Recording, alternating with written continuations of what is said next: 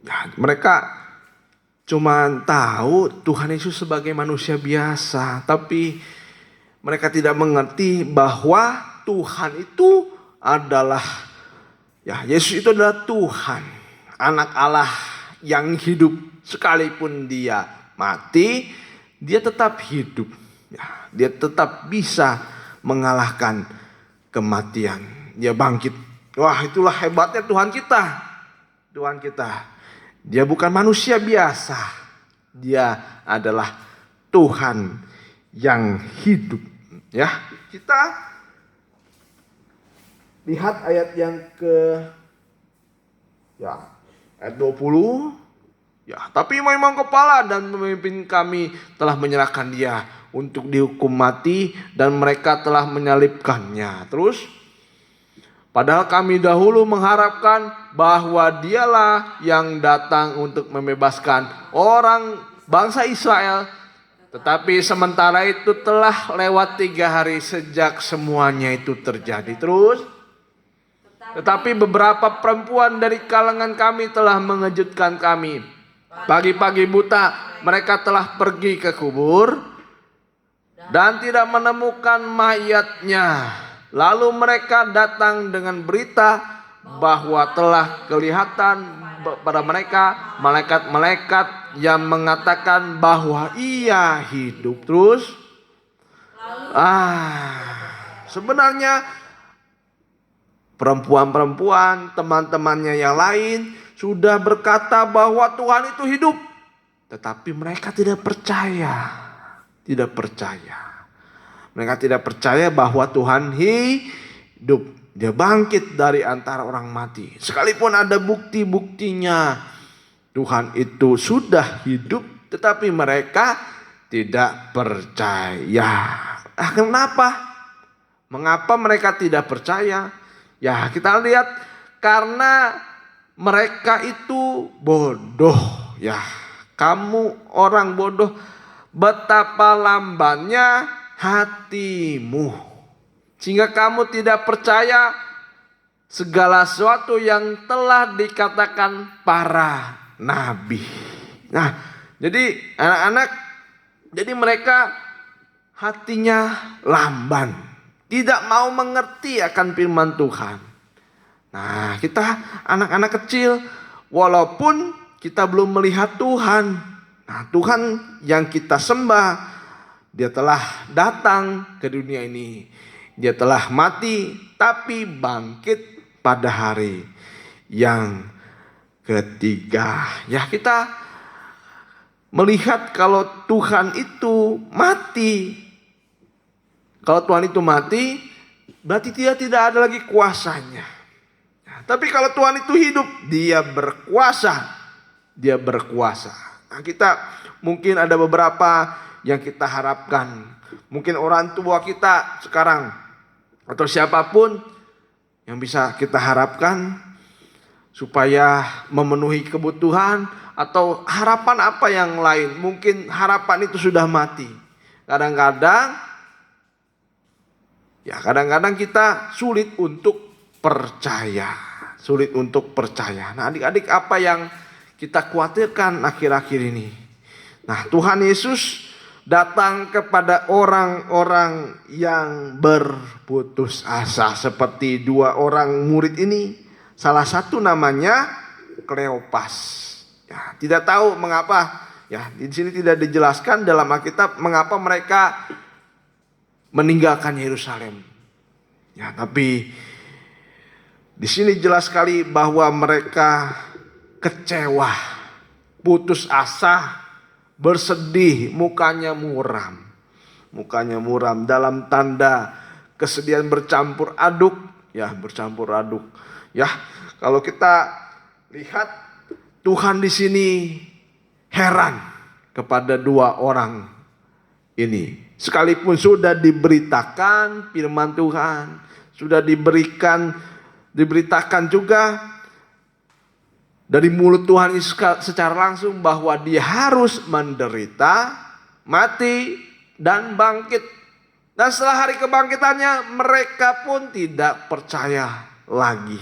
Nah, kita di sini anak-anak kecil, siapapun yang mendengarkan, jangan berduka. Nah, jadi orang Kristen itu sebenarnya dalam tanda sukacita, dalam tanda kebangkitan, dalam tanda kebangkitan, karena Tuhan kita telah bangkit.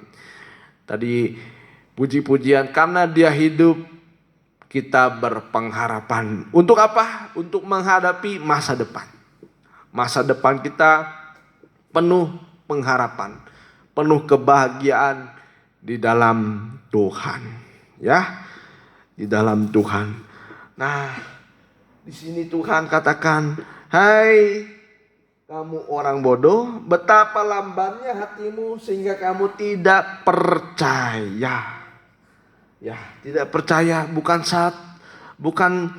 akan suatu, tapi segala sesuatu yang telah dikatakan para nabi. Karena Alkitab atau para nabi itu berkata mengenai kedatangan Tuhan Yesus. Dia akan menyelamatkan orang Israel dan Dia akan menyelamatkan kita juga. Ya. Ayat yang selanjutnya.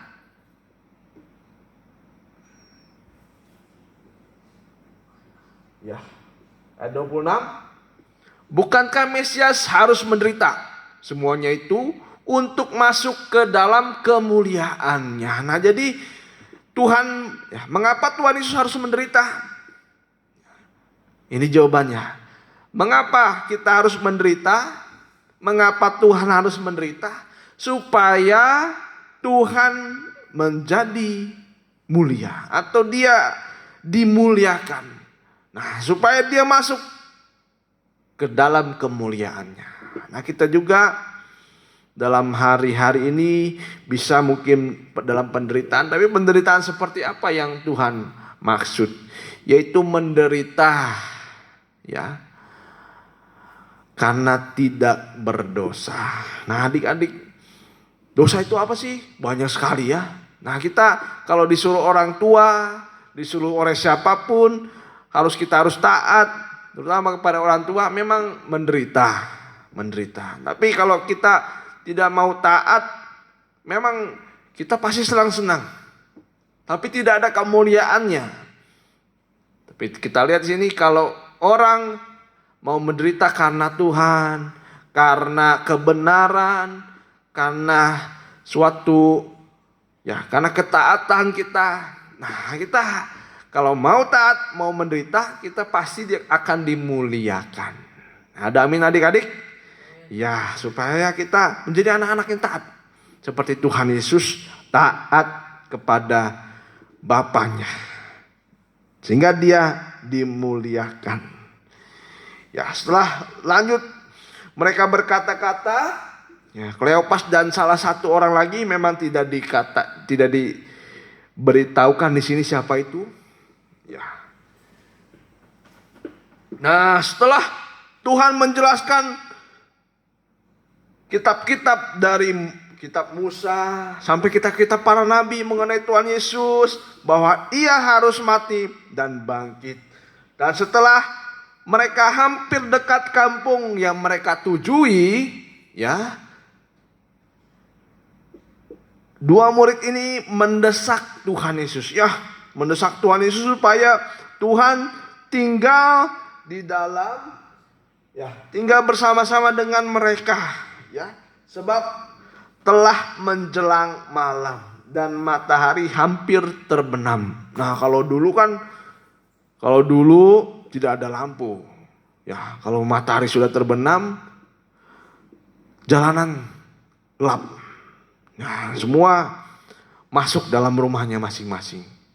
Ya, karena rumah ada terang. Tapi kalau dalam jalan-jalan, waktu dulu tidak ada lampu. Ya, jadi murid-murid itu mendesak Tuhan supaya tinggal bersama mereka. Ya, kita lihat yang ke-30. Waktu Ia duduk makan dengan mereka, Ia mengambil roti, mengucap berkat, lalu memecah-mecahkannya dan memberikannya kepada mereka. Ayat 31, maka terbukalah mata mereka dan mereka pun mengenal Dia. Tapi karena Tuhan Yesus sudah bangkit, nah tubuhnya beda.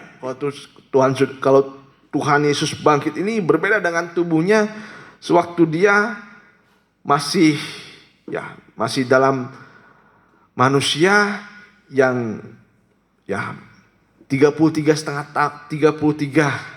tahun. Ya, 33,5 tahun dia melayani manusia. Nah, dan setelah itu mati. Nah, sebelum kematiannya tubuhnya sama seperti kita. Tapi setelah dia bangkit, tubuhnya bisa kemana-mana saja. Tubuhnya kemana-mana bisa, tapi bisa dilihat. Ya, tapi bukan hantu. Ya, mereka bisa memegang tubuh. Tuhan inilah tubuh kebangkitan. Tapi tubuh kebangkitan ini bisa. Ya, kita lihat sini. Adik-adik lihat, tetapi ia lenyap dari tengah-tengah mereka. Inilah tubuh kebangkitan, beda. Nah, kita juga rindu nanti kita memiliki tubuh kebangkitan. Tubuh kebangkitan sama seperti Tuhan. Ya. Terus 32, kata mereka seorang kepada yang lain, bukankah hati kita berkobar-kobar ketika ia berbicara dengan kita di tengah jalan? Dan ketika ia menerangkan kitab suci kepada kita. Nah, ini yang harus kita perhatikan. Bagaimana kita mendengarkan firman Tuhan. Kalau firman Tuhan itu kita rasa dengan begitu saja. Keluar telinga kiri, masuk telinga kiri, keluar telinga kanan. Tanpa masuk dalam hati. Nah, berarti firman Tuhan belum hadir dalam hati kita. Nah, ini kalau Tuhan sudah berbicara, walaupun kita masih anak kecil, kalau firman Tuhan itu berkata dalam hati kita, bukan hati kita menjadi dingin, tapi hati kita makin berkobar-kobar. Ini buktinya bahwa Tuhan hadir dalam kita mendengarkan firman Tuhan. Ya. Hati mereka berkobar-kobar. Ya, semangat. Ya, adik-adik harus semangat berkobar-kobar. Inilah bukti kalau Tuhan hadir dalam kita mendengar firman Tuhan. Nah, hati kita berkobar-kobar, bukannya malah main-main. Ya, berkobar-kobar ketika ia berbicara dengan kita di tengah jalan. Dan ketika ia menerangkan kitab suci kepada kita. Ya, supaya kita dengarkan firman Tuhan sekarang. Harus sampai hatinya merasa dijamah oleh Tuhan. Merasa hatinya sudah digerakkan oleh Tuhan. Itulah supaya hati kita tidak diam. Mau berkobar-kobar. Ya. Dan setelah berkobar-kobar mereka kembali lagi ke Yerusalem. Nah, mungkin adik-adik sudah lama nih tidak ibadah. Sudah lama tidak ibadah. Nah, tapi kalau ibadah terus kita setiap minggu, hati kita tidak mau lepas dari Yerusalem. Yerusalem itu persekutuan. Nah, kalau kita mendengar firman Tuhan, berkobar-kobar, hati itu tidak diam. Hati itu akan langsung berpikir kemana? Yaitu ke Yerusalem. Di mana tempat berkumpulnya orang-orang suci. Berkumpulnya kita beribadah. Nah, kita sekarang mungkin tertuju kepada ibadah kita. Ya, saya juga harapkan adik-adik tertuju bagaimana kita rindu kembali berkumpul. Kalau sudah berkobar-kobar dalam hati kita, kita pasti akan selalu rindu bersekutu kembali. Ya, di situ mereka mendapati ke-11 murid itu.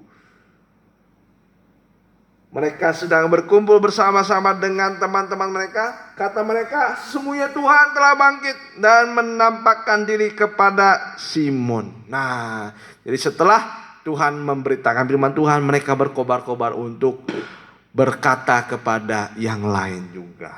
Ya, kita cukupkan sampai sini dulu. Ya, bagaimana kuasa kebangkitan Tuhan ada di tengah-tengah kita semuanya. Yang mendengarkan ada pengharapan untuk menghadapi masa-masa depan. Jangan khawatir adik-adik, ya, anak-anak yang baik. Masa depan kita kalau kita mau mendengarkan firman Tuhan, mau taat, mau berkobar-kobar, sampai tetap bersekutu bersama-sama dengan yang lain beribadah, nah Tuhan akan memberikan masa depan. Ya, kita nyanyikan lagi aja, karena Dia hidup. Ya, karena Dia hidup.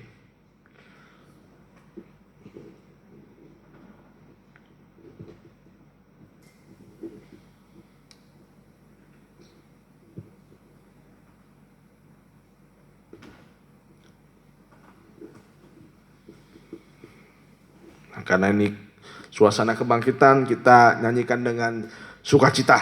Karena Dia hidup, Dia memberikan pengharapan kepada kita menghadapi masa depan. Masa depan yang sukacita, yang berbahagia.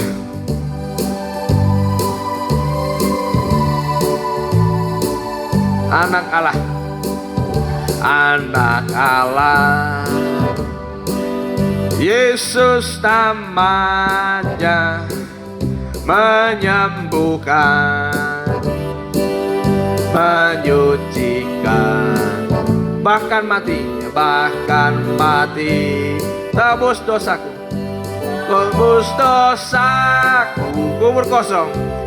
kubur kosong membuktikan Dia hidup. Yesus Kristus juru selamatku, Kau Rajaku, Kau Tuhanku, Kau telah bangkit, hidup selamanya dan memerintah atas bumi sebagai Raja. Kita bangkit diri, sebab Dia hidup. Ada hari esok, sebab Dia hidup. Ku tak gentar karena ku tahu Dia pegang hari esok. Hidup jadi berarti sebab Dia hidup. Karena Dia hidup, sebab Dia hidup. Ada hari esok, sebab Dia hidup. Ku tak gentar karena ku tahu Dia pegang hari esok. Hidup jadi berarti sebab Dia, sekali lagi, sebab Dia hidup. Sebab Dia hidup, ada hari esok. Sebab Dia hidup, ku tak gentar karena ku tahu Dia pegang hari esok. Hidup jadi berarti sebab Dia hidup. Hidup jadi berarti, hidup jadi berarti sebab Dia hidup. Ya, kita sama-sama berdoa. Terima kasih Tuhan, terima kasih pada hari ini kami telah mendengar firman-Mu.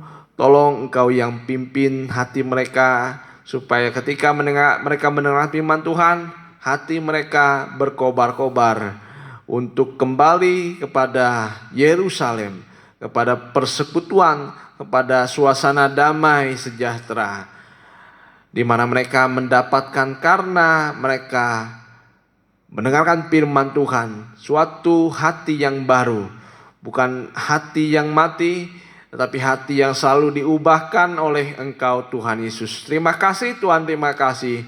Kiranya firman-Mu bisa mendarah daging, bisa kami mengerti dalam kehidupan kami, bahkan keseharian kami, supaya kami taat juga kepada siapapun, terutama kepada orang tua kami, kepada guru kami Tuhan, bahkan kepadamu Tuhan Yesus. Terima kasih. Juga jauhkan kami dari hal-hal yang jahat, jauhkan kami dari penyakit yang membahayakan tubuh kami. Tolong kami supaya diberi kesehatan oleh Engkau Tuhan Yesus. Terima kasih, terima kasih. Ada pengharapan yang terkandung dalam firman-Mu, ada pengharapan saat Engkau hidup Tuhan. Engkau memberikan kepada kami pengharapan, juga orang tua kami masing-masing. Engkau berkati Tuhan, Engkau berikan Tuhan rezeki bagi kehidupan mereka, berkat daripada kehidupan mereka, kiranya Engkau berikan pada mereka Tuhan. Jangan Engkau lewatkan, tapi Engkau Tuhan masing-masing Kau Tuhan memberikan pada orang tua mereka Tuhan berkat yang daripadamu Tuhan. Terima kasih Tuhan, terima kasih. Dan kiranya terimalah berkat dari Allah Bapa, Sang Putra dan Roh Kudus. Itulah Tuhan Yesus Kristus yang memberkati kami semua, adik-adik dan anak-anak semua yang mendengar firman Tuhan. Di dalam nama Tuhan Yesus kami sudah berdoa. Haleluya. Amin.